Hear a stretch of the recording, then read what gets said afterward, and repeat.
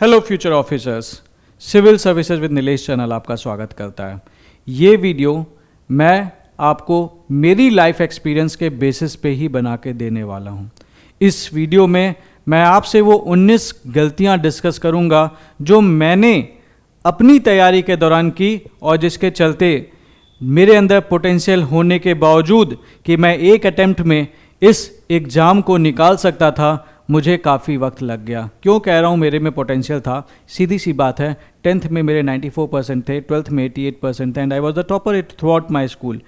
College time पे आया, college time के बाद मैंने एसएससी का जब एग्ज़ाम दिया, पहले ही अटैम्प्ट में 2.5 महीने की तैयारी में मेरी रैंक ऑल इंडिया रैंक 37 थी। उसके बाद लगातार I had the consecutive selection in SSC. पहले मैंने as assistant enforcement officer join किया और उसके बाद मेरा selection as the income tax inspector and then as the central excise inspector भी हुआ।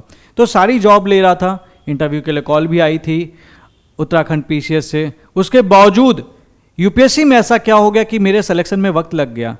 मेरी गलतियों से सीख लेना और उन गलतियों को ये इंश्योर करना कि आप ये गलती ना करें। अगर आप 2026 में के लिए तैयारी कर रहे हैं, 27 के लिए कर रहे हैं, 28 के लिए कर रहे हैं या फिर आने वाले किसी भी ईयर के लिए यूपीएससी के लिए तैयारी कर रहे हैं, इवन 2025 के लिए भी कर रहे हैं, अगर पॉसिबल हो सके तो प्लीज़ मेक श्योर कि आप ये 19 गलतियाँ ना करें।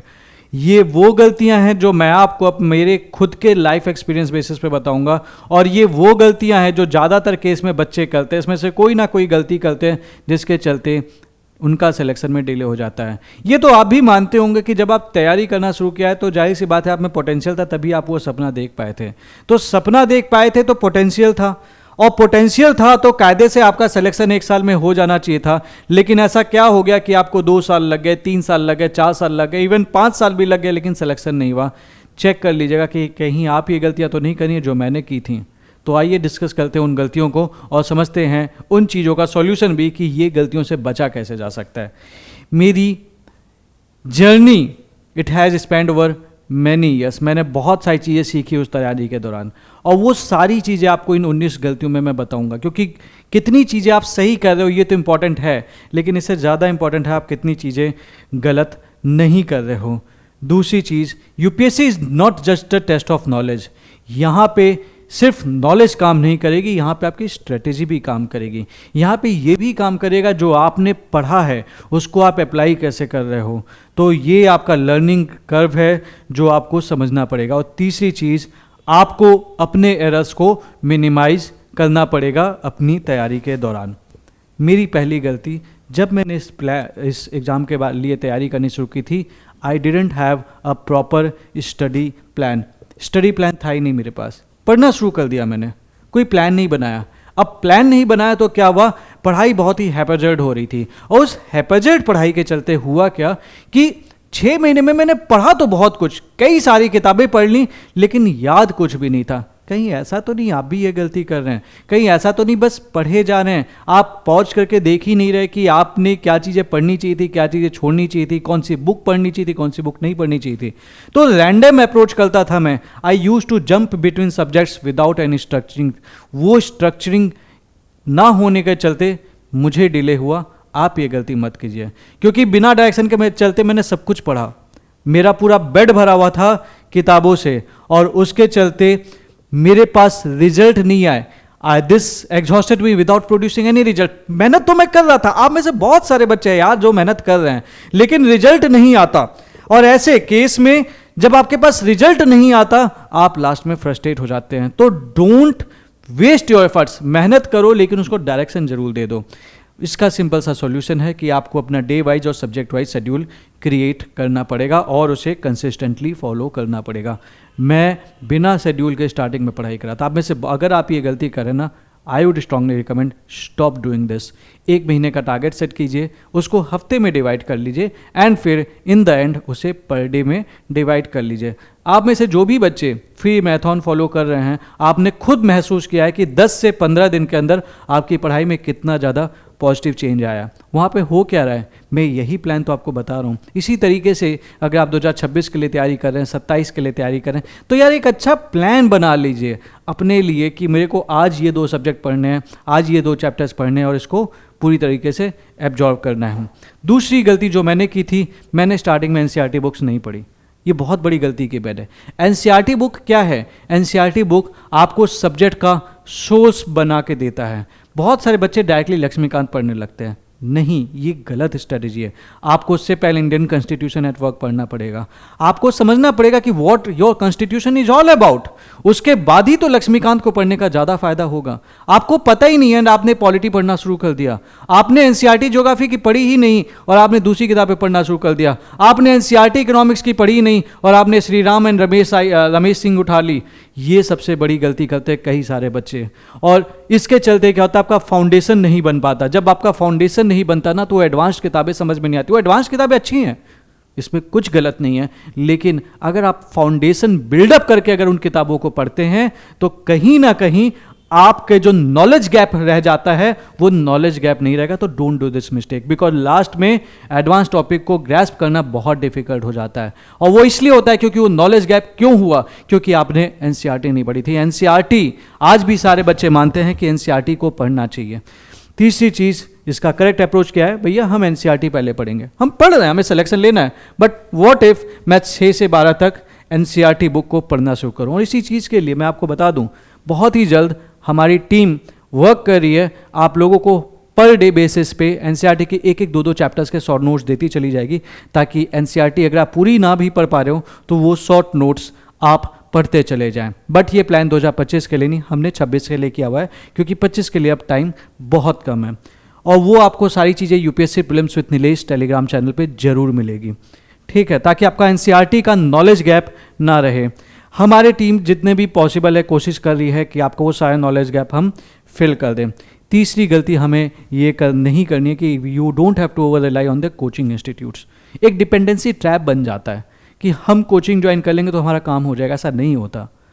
आपको कोचिंग ज्वाइन करनी है, दैट इज कूल, वो आपको डायरेक्शन दे सकते हैं, लेकिन अपनी डायरेक्शन को प्रॉपर एनर्जी और चैनलाइजेशन जो करना है वो आपको करना है। उसके लिए सिंपल सा तरीका, आप टीचर को एज अ साथ ही यूज कर सकते हैं कि भाई ये जो टीचर है he is guiding me, but जब तक आप खुद नहीं पढ़ेंगे तब तक उन चीज़ों का कोई फायदा नहीं है। तो don't be in the dependency trap कि मैंने कोचिंग कर ली, मेरा काम हो गया।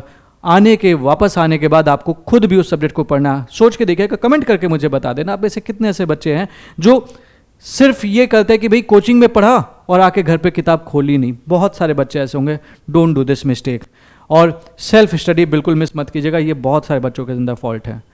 क्लासरूम जाएंगे, नोट्स बनाएंगे, लेकिन सेल्फ स्टडी नहीं करेंगे। लेकिन अगर आपने सेल्फ स्टडी नहीं की तो सिलेक्शन नहीं होगा। मेरे बैच में जितने भी बच्चों से मेरी बात हुई है, सबका एक ही चीज़ कहना है कि मेरे सिलेक्शन में जो मेरा मेन रोल है that has been due to the self study. और ये आप भी मानते होंगे जो भी एक्सपीरियंस्ड लोग हैं। बैलेंस्ड अप्रोच ये है कि आपको कोचिंग को एज अ गाइडेंस यूज करना है, not as a substitute of your self study. जो गाइडेंस वो आपको दे रहा है उस गाइडेंस को यूज कीजिए एंड एक अपनी अंडरस्टैंडिंग डेवलप कीजिए उसके बेसिस पे, एंड उसके नोट्स बनाइए एंड उसको रेगुलर बेसिस पे रिवाइज करते चले जाइए। चौथी गलती, पुअर टाइम मैनेजमेंट। ये बहुत सारे बच्चे करते हैं, don't do this. Time management के ऊपर मैंने ऑलरेडी एक वीडियो बना रखा है, आप उस वीडियो को प्लीज़ देख लेना, वो आपको बहुत ज़्यादा हेल्प करेगा। इरेगुलर अवर्स, ये बहुत सारे बच्चे करते हैं, कभी रात भर पढ़ेंगे, कभी दिन भर पढ़ेंगे, और ऐसे केस में उनका कोई स्टडी टाइम फिक्स नहीं होता। जब आपका स्टडी टाइम फिक्स नहीं होता तो आपका ब्रेन भी आपका साथ नहीं देता, वीकनेस लगती रहती है, पढ़ने का मन नहीं करता, और फिर क्या होता है कि आपका ब्रेन स्लो काम करता है और आप किताब उठाते हो तो आप उसको पढ़ते नहीं हो। तो डोंट डू दिस। अपना एक स्टडी टाइम फिक्स कर लो, अपने अकॉर्डिंग फिक्स कर लो यार। अगर 2026 के लिए तैयारी करो तो रात भर पढ़ो, कोई इशू नहीं है, लेकिन टाइम फिक्स करो कि अगर मेरे को रात के 12 बजे से सुबह के 8 बजे तक पढ़ना है तो मैं 12 से 8 पढ़ूंगा, बाकी टाइम पे भले जो भी करूं। अपना ये टाइम आप अपने अकॉर्डिंग फिक्स कर लो, बाद में टाइम सुधारते रहेंगे, लेकिन फिक्स द टाइम, क्योंकि आप जिस टाइप का टाइम सेट करते हैं आपकी बॉडी अपने आप को उस हिसाब से एडजस्ट करती है। अब आप क्या कर रहे हैं, आप कभी दिन में पढ़ रहे हैं, कभी रात में पढ़ रहे हैं, कभी जोश में आ गए तब पढ़ रहे हैं। ऐसे केस में वो स्टडी आपको थोड़ी देर के लिए सहूलियत तो दे सकती है, लेकिन लॉन्ग रन में रिजल्ट नहीं दे सकती, ठीक है।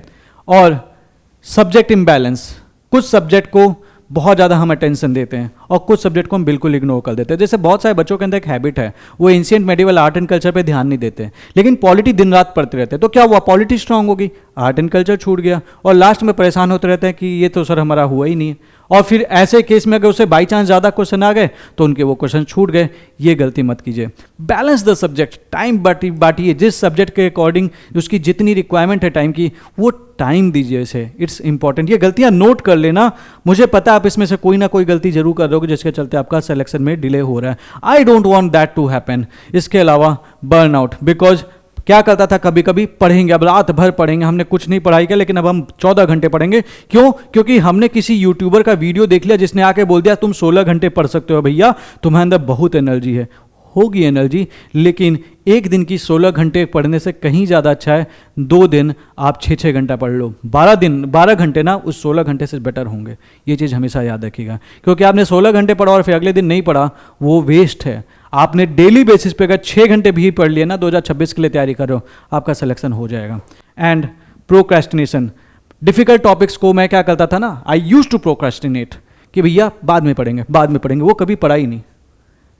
ये गलती आपको नहीं करनी है। Don't procrastinate. कोई टफ टॉपिक है, ठीक है, हम शाम को पढ़ लेंगे, लेकिन उस टॉपिक को हम छोड़ेंगे नहीं। Don't do this mistake. Don't procrastinate on the topic जिसमें मुझे दिक्कत हो रही है। ये मैं कर सकता हूं कि मैं उसको शाम के टाइम पे पढ़ूंगा, ताकि दिन में मेरा ब्रेन उन चीज़ों को कवर कर ले जो मेरे लिए ईजी है, और शाम के टाइम पे उस पॉजिटिव एनर्जी के साथ मैं उस टॉपिक को भी कवर करते चलूँ। एक चीज़ ध्यान रखिएगा, जिन चीज़ों से आप दूर भागेंगे ना, वो चीज़ें आपके लिए टफ होती चली जाएंगी, और जितना टाइम आप उसे देंगे उतना वो आपके लिए ईजी होता चला जाएगा। स्कूल में क्या होता था, मैथ्स से डर लगता था, हम मैथ्स नहीं करते थे, मैथ्स को कम टाइम देते थे, और फिर नंबर भी इसीलिए उसमें कम आते रहते थे। तो ये गलती आपको यूपीएससी के साथ नहीं करनी है। एक और गलती, करंट अफेयर्स में निगलेक्ट करता था। न्यूज़पेपर तो पढ़ता ही नहीं था स्टार्टिंग में, उससे क्या हुआ, नॉलेज गैप्स आने लगे।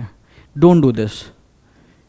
मेरा फोकस था कि भैया किताब पढ़ लें, स्टैटिक फोकस कर लें। किसी वीडियो वाले यूट्यूबर ने बोल दिया कि मैंने तो न्यूज़पेपर पढ़ता ही नहीं था, और मैंने मान लिया। आप में से बहुत सारे बच्चे इस चीज़ को मानते होंगे।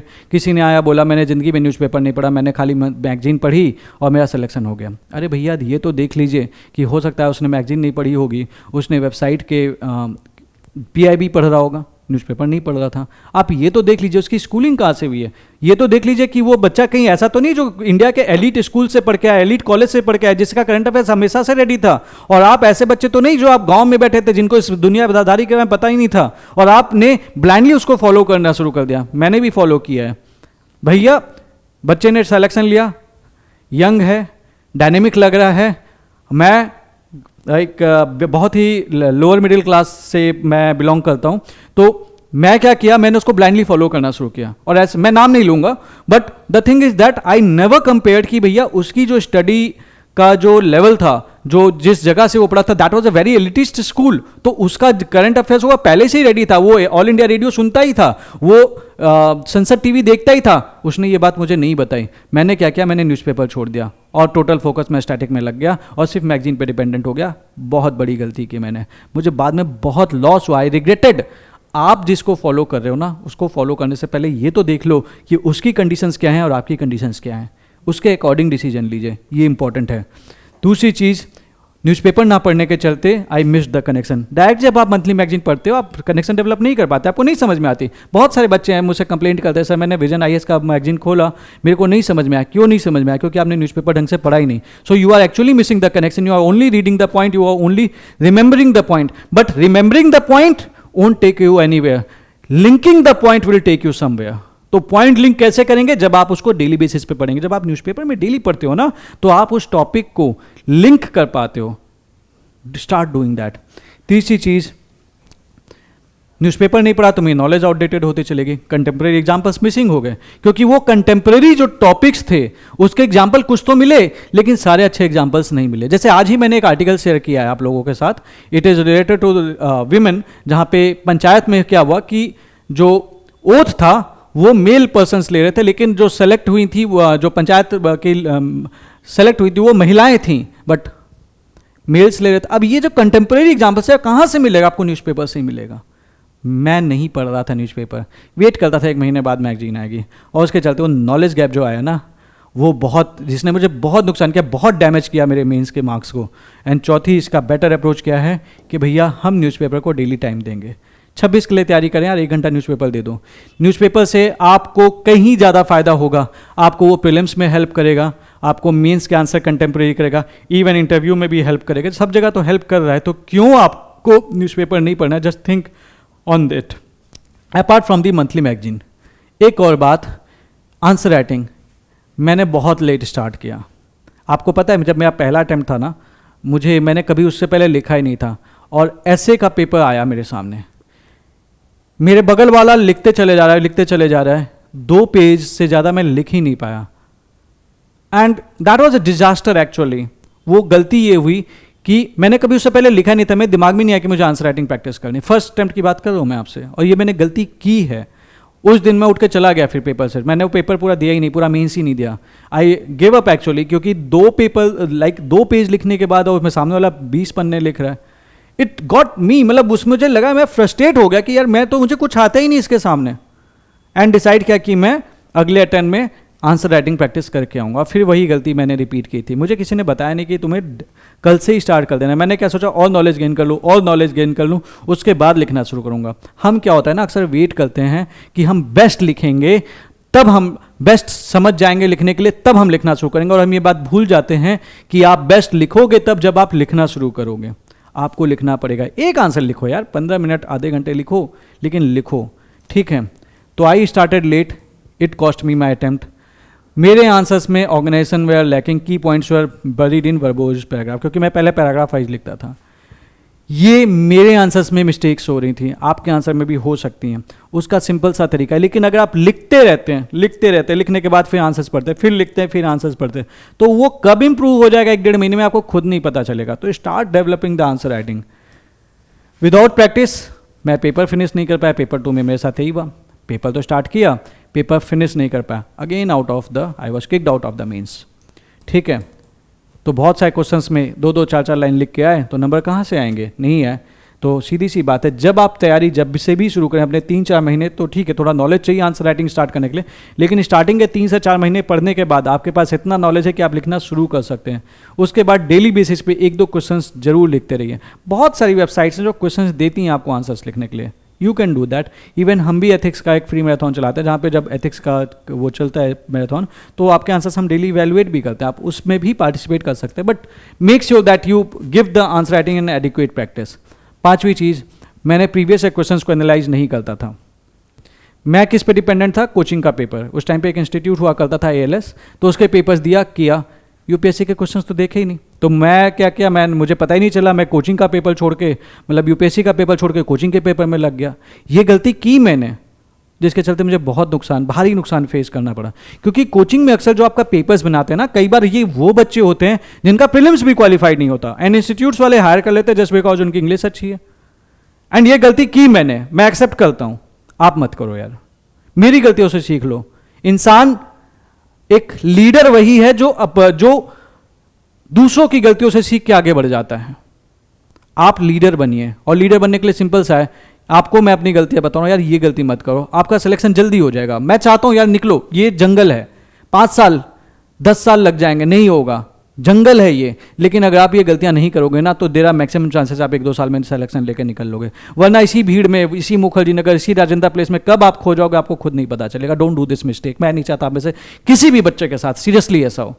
दिल से चाहता हूं कि आपका सिलेक्शन हो, इन गलतियों को मत करना। कोई अपनी गलती जल्दी बताता नहीं, मैं आपको बता इसीलिए रहा हूं ताकि आप ये गलती ना करें, ठीक है। तो PYQ आपको बताते हैं कि क्या इंपॉर्टेंट है, एनालाइज कीजिए। सिर्फ प्री का मत कीजिए, मेंस का भी कीजिए। सिर्फ मेंस का मत कीजिए, इंटरव्यू में भी देखिए किस तरीके के सवाल पूछते हैं। आप तैयार रहेंगे, आप प्रिपेयर्ड रहेंगे, आपको पता रहेगा कि क्या करना है। दूसरी चीज, जिन जगह से ज्यादा क्वेश्चंस आते हैं, लाइक बुद्धिज्म से ज्यादा क्वेश्चंस आते हैं, तो मैं बुद्धिज्म पे ज्यादा क्वेश्चंस अच्छे से कर लूंगा। जैनिज्म पे ज्यादा क्वेश्चंस आते हैं, मैं जैनिज्म के ज्यादा अच्छे से करूंगा। इंडस वैली सिविलाइजेशन से ज्यादा क्वेश्चन आते हैं, सतवाहना से नहीं पूछ रहे, नहीं पढ़ूंगा सतवाहना उतना डिटेल में। लेकिन अगर मैं कोई इंडस वैली सिविलाइजेशन के बारे में पूछ रहा है तो मैं पढ़ूंगा ना उसके बारे में। ये आपको कौन बताएगा? ये आपको PYQ बताएगा, ठीक है। और PYQ, क्योंकि देखिए प्रीलिम्स में यूपीएससी ने अपना पैटर्न डिफाइन ही नहीं किया है। टॉपिक लिख दिया हिस्ट्री ऑफ इंडिया। भैया हिस्ट्री ऑफ इंडिया बहुत बड़ा टॉपिक है, आपके जो मेंस वाले बच्चे उनके लिए भी है। तो क्या आप ऑप्शनल लेवल पे जाके पढ़ोगे? नहीं ना।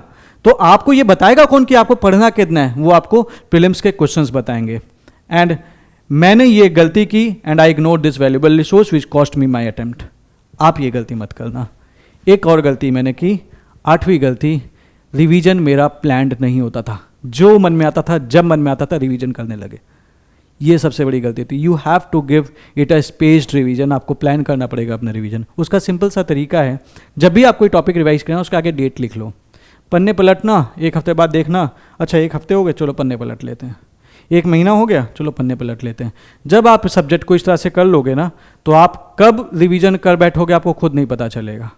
तो ये चीज़ आपको करनी है, ठीक है। रिवीजन मैटर्स, रेगुलर बेसिस पे आपको रिविजिट करना है, और इसी के साथ कॉर्नल क्वेश्चंस क्रिएट करते चलना। इससे क्या होगा, आप एक्टिव रिकॉलिंग करोगे। अब कॉर्नल क्वेश्चंस क्या होते हैं, मैंने एक वीडियो बनाई थी, नोट्स कैसे बनाना है, उसको आप देख लेना, आपको कॉर्नल क्वेश्चंस समझ में आ जाएंगे।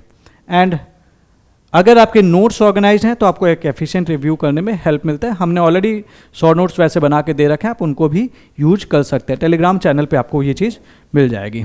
एक और गलती की मैंने अपना ऑप्शनल गलत चूज किया। देखो पहली बात तो ऑप्शनल कोई गलत नहीं है, पहली चीज़, but the thing is that वो optional person to person vary करता है, गलत हो जाता है। मेरे लिए पबैड एक गलत ऑप्शनल था। सबसे पहले मैंने पबैड लिया था, मोहंती सर हैं, मैंने वहाँ पे स्टार्टिंग में ज्वाइन किया सिनर्जी में। अच्छा पढ़ाते थे सर, मैं ये नहीं कहता कि कहीं से भी खराब पढ़ाते थे, इट वॉज जस्ट कि मेरा इंटरेस्ट पबैड में नहीं था। That optional didn't work for me. But उस टाइम पे क्या हो रहा था कि उस ऑप्शनल में रैंक बड़ी अच्छी आई थी, मार्क्स बहुत अच्छे आ रहे थे, एंड मुझे ये लगा कि अब तो मुझे एडमिनिस्ट्रेशन में जाना है। अब मुझे एडमिनिस्ट्रेशन में जाना है तो मेरा पॉलिटी तैयार हो जाएगा पबैड के चलते, क्योंकि पब्लिक एडमिनिस्ट्रेशन की तो पार्ट बनूंगा मैं। और उस चक्कर में मेरा जिस चीज़ में इंटरेस्ट नहीं था, मैंने उसमें एडमिशन ले लिया। I wasted my time. और उसके बाद फिर मैंने फिलॉसफी ले लिया। अगेन द पॉपुलैरिटी ट्रैप, छोटा है कर लेंगे। अगर शायद मैं सोशियोलॉजी नहीं लेता तो मेरा सिलेक्शन होता ही नहीं। सोशियोलॉजी 69 डेज में करके निपटा दिया। आपको डिसाइड करना पड़ेगा आपके लिए ऑप्शनल कौन सा अच्छा है।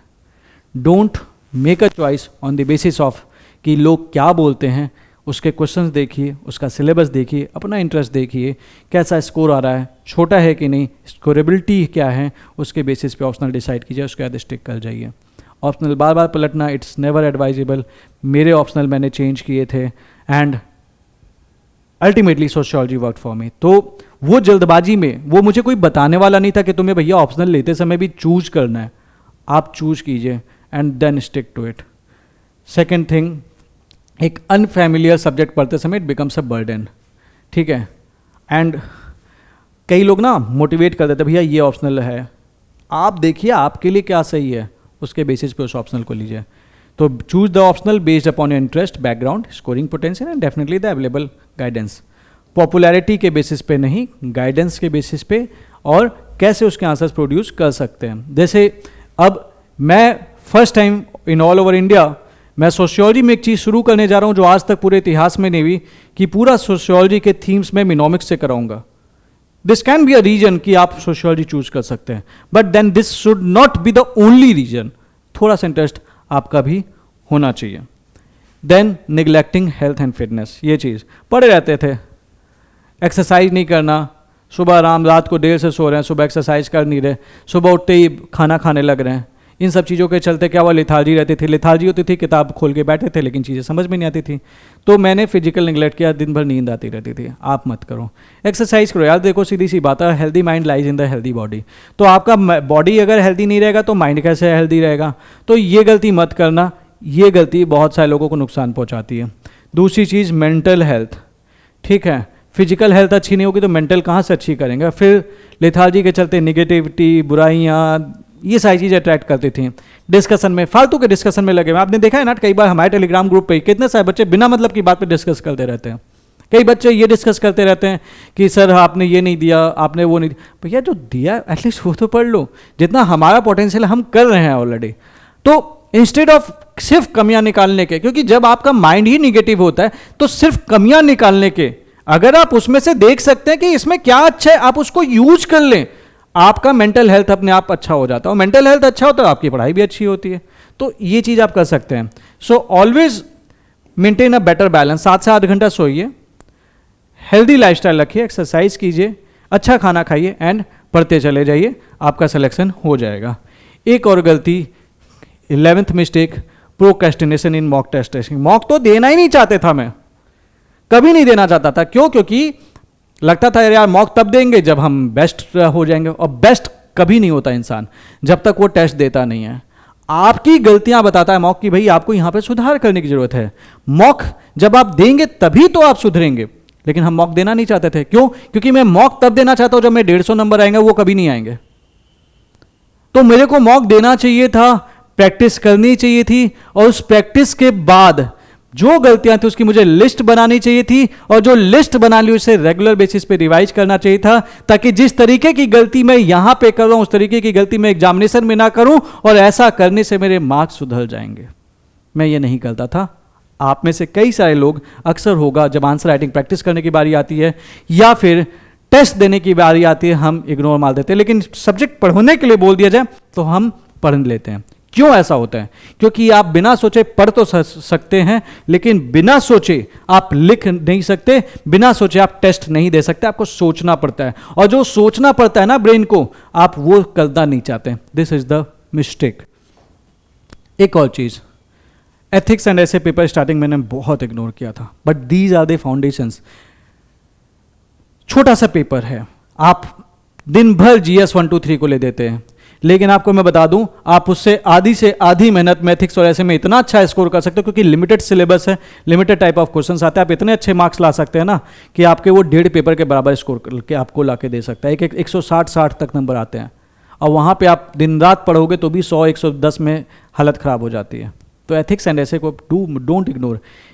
ऐसे में 150 तक भी स्कोर आते हैं। आप प्रैक्टिस कीजिए ना, इजी है ना, तो उसमें ऐसा स्कोर लाइए कि भैया 150 से नीचे आएगा ही नहीं। वो कैसे होगा? जब आप इसको एडिक्वेट अटेंशन देंगे, ज़्यादा नहीं, 1 घंटा दे दो डेली, एथिक्स और ऐसे को दोनों कवर हो जाएंगे।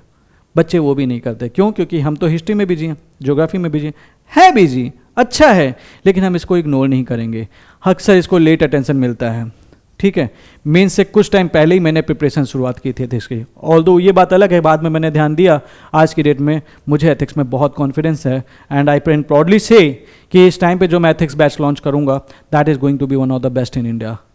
थीम्स मैंने मिनोमिक्स बनाए हैं, ऐसे मिनोमिक्स बनाए जो किसी भी हिंदुस्तान के किसी भी स्टेट पीसीएस में बेहतरीन वे में काम करेगा। सारे थीम्स मैंने मिनोमिक के फॉर्म में कवर कर दिया है, क्योंकि यूपीएससी या फिर इवन स्टेट पीसीएस तो स्पेशली कीवर्ड्स के अराउंड ही क्वेश्चंस बनाता है। ठीक है, दूसरी चीज़, मैंने इनके इम्पैक्ट को अंडर एस्टिमेट किया था। 250 नंबर है भैया, 500 नंबर एक ऑप्शनल के बराबर, दोनों को मिला दिया जाए, और उससे काफ़ी कम मेहनत में काफ़ी अच्छा पोटेंशियल वाइज स्कोर वो दे सकता है। 300 तक आपको दे सकता है दोनों मिला के, और ऑप्शनल में 300 लाने में हालत ख़राब हो जाती है कम टाइम में, उससे आधे के आधे टाइम में। क्यों ना दूं मैं ऐसे मार्क्स? आपकी रैंक सुधार देगा, और आपका सिलेक्शन नहीं हो रहा होगा तो उठा के सिलेक्शन करवा देगा। ये पोटेंशियल है इसका। ठीक है, और सिंपल प्रैक्टिस करते रहना है, ज़्यादा नहीं, सिर्फ 1 घंटे डेली दे देना, कवर हो जाएगा। एक गलती आपको ये नहीं करना है, अपना पर्सनल ओपिनियन मैंने नहीं बनाया। जो पढ़ा पढ़ते चले गए। द हिंदू पढ़ा, जो उसने बोला वही मान लिया। अरे आप सोचो तो उस टॉपिक पे कि भैया ये क्या है, क्यों बोल रहा है ये ऐसा। अगर ये बोल रहा है कि ये चीज़ नहीं होनी चाहिए तो क्यों बोल रहा है। जब आप ये सोचते हो तो आपका एक ओपिनियन बनता है। कई सारे बच्चे सोचते ही नहीं है, बस वो पढ़ते चले जाते हैं। They are actually taking but they are not assimilating. वो गलती मत कीजिए। तो मैंने क्या किया, मैंने फैक्ट्स मेमोराइज कर लिए without developing the view point. ये गलती बहुत सारे बच्चे करते हैं, आप भी करोगे, डोंट डू दिस मिस्टेक। उसके बाद एक और गलती जो मैंने की, न्यूज़पेपर रीडिंग, जो मैंने आपसे डिस्कस एक्चुअली कर ही लिया। Current affairs and newspaper both are the same thing. ठीक है, तो ये गलती आपको बेसिकली नहीं करनी है। Then comes the poor note making skill. मेरी नोट मेकिंग स्किल्स अच्छी नहीं थी, तो क्या हुआ, सब कुछ लिख रहे हैं, पूरा स्टेटमेंट बाय स्टेटमेंट लिख रहे हैं, और उसमें क्या हुआ कि नोट्स बहुत बड़े बन गए। बना तो लिया, आप में से कई सारे बच्चों ने 6-6 महीने नोट्स बनाए होंगे, लेकिन उसको पढ़ा नहीं होगा कभी। मैंने ये गलती कर रखी है। तो जब मैं, इसका मतलब मैंने तो अपना टाइम वेस्ट किया ना, मैंने इसलिए तो नोट्स नहीं बनाए थे कि मुझे इसे रिवाइज ही नहीं करना है। आप ये गलती मत करो, डोंट डू दिस। तो वर्बोज नोट्स नहीं बनाने, स्टेटमेंट बाय स्टेटमेंट नहीं बनाने। अब नोट्स बनाने कैसे हैं, इसके रिलेटेड मैंने ऑलरेडी एक वीडियो शेयर कर रखा है, प्लीज़ वॉच दैट। आप कॉर्नल मेथड से नोट्स बनाइए, आपके नोट्स बेहतरीन होंगे। दूसरी चीज़, नोट्स अच्छे नहीं थे तो रिवीजन नहीं कर पाया, रिवीजन नहीं कर पाया तो रिप्रोड्यूस नहीं कर पाया, रिप्रोड्यूस नहीं कर पाया तो मार्क्स अच्छे नहीं है। ठीक है, तो इफेक्टिव नोट्स बनाना है, स्ट्रक्चर्ड नोट्स बनाना है, और वो कैसे बनाना है, वीडियो मैंने ऑलरेडी बना रखी है, इसी चैनल पे आपको मिल जाएगी, प्लीज़ वॉच दैट। ठीक है, एक और, मेरा पीयर ग्रुप नहीं था। I belong to a place जहाँ पे कोई भी बच्चा यूपीएससी की तैयारी नहीं कर रहा था। इसके चलते क्या हुआ, मैं सेपरेटली तैयारी कर रहा था। एसएससी के टाइम पे मेरे बड़े भैया ने मुझे गाइड किया, और मेरा एक दोस्त है Anuj Choubey, currently he is income tax as the currently अभी उनका प्रमोशन हुआ income as the income tax officer. तो हम दोनों ने साथ में तैयारी की, हम दिन रात एक साथ पढ़ते थे, दोनों का सिलेक्शन हुआ। मेरी रैंक 37 आई, उनकी 225 के आसपास आई।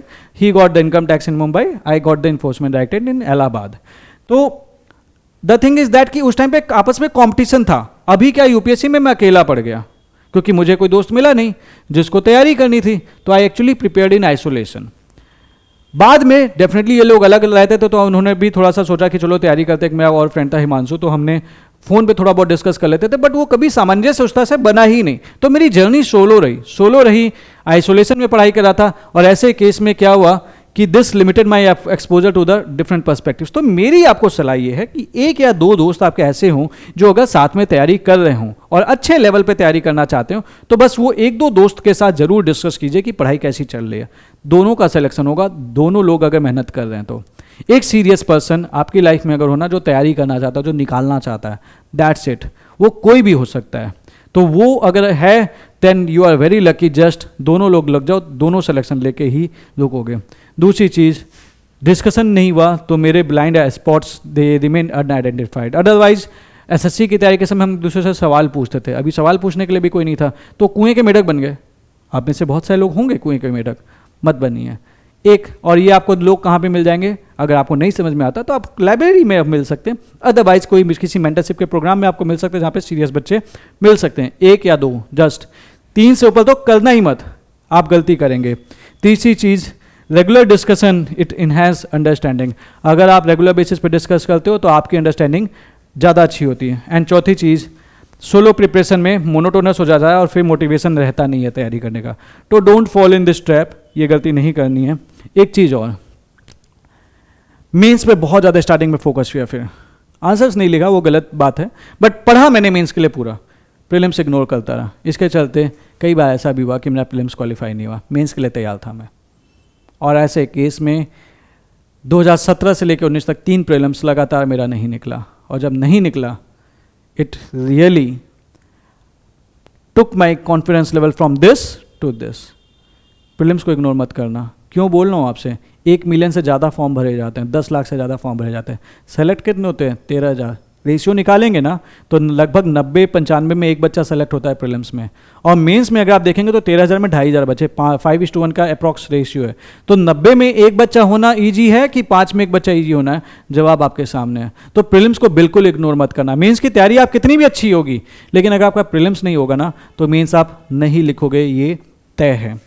18th mistake, not seeking mentor guidance. ये बहुत सारे बच्चे गलती करते हैं। वो क्या करते हैं ना, किसी को भी अपना मेंटर को बना लेते हैं, गुरु बना लेते हैं।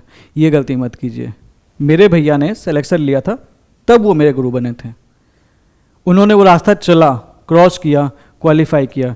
ये जो लोग एग्ज़ाम निकालने के बाद आपको गाइड कर रहे होते हैं ना, कई बार अक्सर ऐसा नहीं है कि मैं ये नहीं कह रहा कि जिन लोगों ने एग्ज़ाम नहीं निकाला उन्हें कुछ पता नहीं है। इट इज़ जस्ट कि जिन लोगों ने एग्ज़ाम निकाला है कुछ तो ऐसा किया होगा उन्होंने जिसके चलते उनका सिलेक्शन हुआ है। कहीं ना कहीं जो लोग आपको गाइड करे जिन्होंने नहीं पढ़ा होगा या फिर कुछ गलतियां की होंगी जिनके चलते उनका सिलेक्शन नहीं हुआ है, कुछ तो फर्क होगा, कहीं तो होगा, तभी तो उनका सिलेक्शन हुआ है, नहीं तो ये लोग भी सिलेक्शन ले लेते। तो अगर आपको मेंटर बनाना है तो ऐसे लोगों को बनाओ जो लोग सिलेक्शन ले रखे हैं। और ऐसे कई सारे बच्चे हैं, 2022 के कितने सारे जूनियर्स हैं मेरे, 23 के कितने सारे बच्चे जो आजकल गाइड कर रहे हैं। There have many Telegram channels, आप किसी को भी फॉलो कर सकते हैं। And there are lot of examples. My dear colleague Neha Goyal, my dear colleague Rachit, ऐसे बहुत सारे बच्चे हैं जो लोग क्या करते हैं, जो लोग बच्चों को फ्री ऑफ कॉस्ट गाइड कर रहे हैं। तो आप ऐसे में किसी भी पर्सन को जो एक्चुअली जिन्होंने इस एग्जाम को क्वालिफाई किया है, आप उनको अपना मेंटर बना सकते हैं, उनसे बात कर सकते हैं। ये आपको कभी भी गलत सलाह नहीं देंगे, क्योंकि उनको वो पेन पता है कि जब सिलेक्शन नहीं होता है ना तो वो पेन क्या होता है। तो ऐसे लोगों को मेंटर बनाए जिन्होंने इस एग्ज़ाम को क्वालिफाई किया है, निकाला है। इट इज़ इम्पॉर्टेंट, क्योंकि अदरवाइज क्या होगा, क्योंकि जब वो बच्चा जो रास्ता कवर कर लेता है ना, जब पूरा रास्ता चल जाता है, एक सीधी सी बात है, एक वो बच्चा है जो रास्ता तो चला लेकिन मंजिल तक पहुंचा ही नहीं। जाहिर सी बात है कुछ तो मिस्टेक जरूर हुई होगी, कोई ना कोई ही सही। और कुछ वो लोग होते हैं जो रास्ता चलते भी हैं, गिरते जरूर हैं लेकिन फाइनली यहाँ तक पहुँच जाते हैं। तो इन लोग ने जरूर वो रास्ता समझा होगा कि क्या गलती लोग लोग करते हो, क्या गलती नहीं करनी है, तभी तो वो वहाँ तक पहुँचे हैं। आप इनको बनाइए अपना मेंटर। वो कोई भी पर्सन हो सकता है, मैं ये नहीं कहता मुझे बनाओ, कोई भी किसी को भी बनाओ, लेकिन उसको बनाओ जिसने रास्ता कंप्लीट किया है। आप कभी मिसगाइड नहीं होंगे। आपको ऐसे बच्चे कभी मिसगाइड नहीं करते। अक्सर देखा गया है मिसगाइड करने वालों की जो संख्या होती है वो उन लोगों में से होती है जिन्होंने एग्जाम निकाला ही नहीं होता है। With all due respect to all the teachers which whomsoever are guiding in UPSC, मैं बस इतना कहना चाहता हूं, just be aware of such a trap. ये बात हमेशा ध्यान रखिएगा। Although there are many qualified teachers जो कर रहे हैं, बट ये रास्ता जिसने चला है ना, यहाँ पे आपको मिसगाइडेंस के चांसेस नहीं मिलेंगे। लेकिन जो ये है, यहाँ पे मिसगाइडेंस के चांसेस एक्सेसिवली मिलते हैं और मिलते रहे हैं। अक्सर आपने भी फेस किया होगा, आप में से कई सारे बच्चों ने। तो विदाउट गाइडेंस मैंने बहुत सारी गलती की, मुझे कोई गाइड करने वाला नहीं था। आई मेड अवॉइडेबल मिस्टेक, जो गलती मैं नहीं करनी चाहिए थी वो मैं गलती करता चला गया। ठीक है, I try to reinvent the wheel. कई सारी समस्याएं हैं, उसके सॉल्यूशंस ऑलरेडी एग्जिस्ट करते हैं। मैंने सोचा कि मैं खुद रास्ता बनाऊंगा, और मैं खुद रास्ता बनाने के चक्कर में मैंने क्या किया कि मैं गलती करता चला गया। फॉर एग्जाम्पल, एक एग्जाम्पल बताता हूं। आंसर राइटिंग में क्या स्ट्रक्चरिंग होनी चाहिए, ये ऑलरेडी क्लियरली एक्सप्लेन्ड है, पता है, सब कुछ पता है। मैंने बोला मैं अपने टाइप का आंसर लिखूंगा। क्यों यार, जब ऑलरेडी बना हुआ है, टॉपर्स हैं, कितने सारे गाइडेंस हैं, मैं क्यों ना इसको यूज करके अपना आंसर बेटर बना लूं। ये तो वही बात होगी ना कि मेरे को ऑडी की कार बनानी है तो मैं एक टायर लूंगा और फिर पहले मैं टायर बनाऊंगा तब ऑडी बनाऊंगा ना भैया, मैं टायर खरीद लूंगा और फिर उसको ऑडी में लगा दूंगा, ऑडी बेच दूंगा। तो ये चीज़ आपको करना है। तीसरी चीज़, एक अच्छा मेंटर होने के चलते आपको एक डायरेक्शन मिलती है, एक सही फीडबैक मिलता है और एक सही मोटिवेशन मिलता है। ठीक है, ये आइडेंटिफाई कर सकते हैं वो गलतियां जो आप हो सकता है मिस कर रहे होंगे। Then you have mistake number 19, emotional instability during the preparation. ये बहुत सारे बच्चों के साथ होता है। ठीक है, जब फेल हुआ तब तक इट अफेक्टेड माई इमोशंस। बहुत सारे हफ्ते लूज कर गया, मैं नहीं हो पाएगा यार, मेरे अंदर बस की नहीं है, मेरे से नहीं हो सकता, ये सारी चीज़ें, फ्रस्ट्रेशंस, ये सारी चीज़ें होती है। बहुत सारे फेलियर्स बहुत बुरा इम्पैक्ट करते हैं। ऊपर से घर का अलग प्रेशर होता है, पापा वेट कर रहे हैं कि मेरे बच्चे का सिलेक्शन होगा, क्या जवाब दूंगा उनको मैं। तो डोंट डू दिस। दूसरी चीज़, एक गलती आप में से हो सकता है कर रहे होंगे कि आप अपने आप को कंपेयर कर रहे होंगे, अरे उसने तो पहले टाइम में निकाल लिया। एक चीज़ याद रखना, जब आपका टाइम है तभी सिलेक्शन होगा, कुछ भी कर लो। तो कभी दूसरे से अपने आप को कंपेयर मत करो कि यार उसका सिलेक्शन एक बार में हो गया, मैं अभी 3 अटेम्प्ट हो चुका है। हो सकता है उसका वक्त आ गया हो, आपका वक्त आने में बाकी होगा। हो सकता है इस साल आपका वक्त हो। सोच सोच के, टेंशन ले लेके आप वो पिछला टाइम तो नहीं पलट लोगे, लेकिन अपना करंट अटेम्प्ट जरूर वेस्ट कर सकते हो। तो ये आपको नहीं करना है। Stop the comparison. अदरवाइज मुझे पता है आप में से बहुत सारे बच्चे इस फोमो में होंगे कि, क्योंकि हमें, मैं बता दूं, आप अगर देखेंगे ना, यूट्यूब पर खोल के देखेंगे, आपको दिखेगा कि 15-15 साल के बच्चे लाइफ में बहुत बड़ा कर रहे हैं और हमें लगेगा हम तो 25 साल के, हम तो लाइफ में कुछ नहीं किए हैं। इस फोमो से बाहर निकलिए। आपका जब वक्त आएगा ना तभी आप सिलेक्शन ले पाएंगे। आपको अली बाबा के ओनर की कहानी पता है। स्टार्ट कब किया, सोच के देखिए, 40 ऑलरेडी क्रॉस था उनका एज। बहुत सारे लोगों ने बहुत लेट स्टार्ट किया। KFC जब बूढ़े हो गए दम तब स्टार्ट किया। आपकी सक्सेस जर्नी कब लिखी आपको भी नहीं पता। अब वो कंपेयर करते यार मैंने तो 18 साल की उम्र में तैयारी नहीं स्टार्ट नहीं किया, क्या होता फिर उनका। क्या आज की डेट में आप KFC का नाम जानते हैं? आप नहीं जानते। ठीक है, हमेशा रिजल्ट पे फोकस मत कीजिए, अपनी लर्निंग पे भी फोकस कीजिए कि आपने क्या सीखा है। रिजल्ट से ऑब्सेस्ड नहीं होना है, रिजल्ट को इंप्रूव करना है, ये आपको करना है। And have a better mindset. Develop the emotional resilience. कभी लगे ना फ्रस्ट्रेट हो रहे हैं, थोड़ा सा योगा कर लेना, थोड़ा से गाने सुन लेना।